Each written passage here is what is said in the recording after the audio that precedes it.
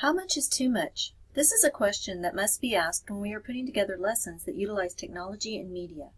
We have a lot that we want our students to learn, but how much can they actually process and retain in long-term memory?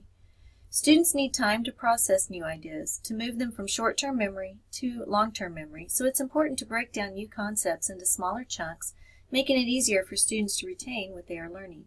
Technology has provided a range of opportunities to present subject matter to our students, but it has also provided the ability to overwhelm students with information. PowerPoint and other methods of presenting information can be great tools, but it is difficult to refrain from putting too much information on one slide. We have pictures next to the text on the slide in hopes we are presenting information in an engaging format, but sometimes the visuals distract from the content and our words are lost. So if the visuals are what engage our students, what if we don't use words at all? What would happen if we only give students a picture? They say a picture is worth 1,000 words, so can a picture alone teach our students what they need to know? My juniors started writing argument essays last week, and I wondered what would happen if I started our argument essay unit with a picture and asked the students what they thought was going on. I showed them this picture and asked what was happening and how do we know. My students not only described what was going on in the picture, they started discussing the situations that might have caused these two to start arguing.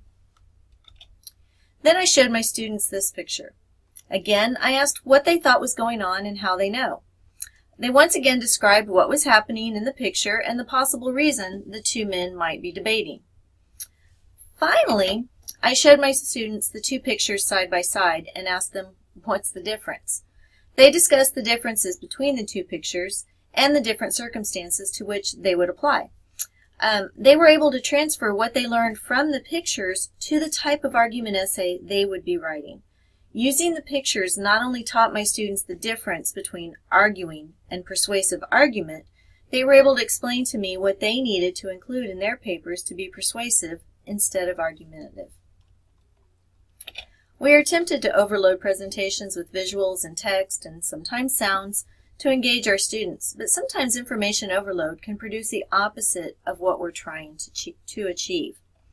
So, I want to challenge everyone to consider the power of a single picture to teach a new idea or concept.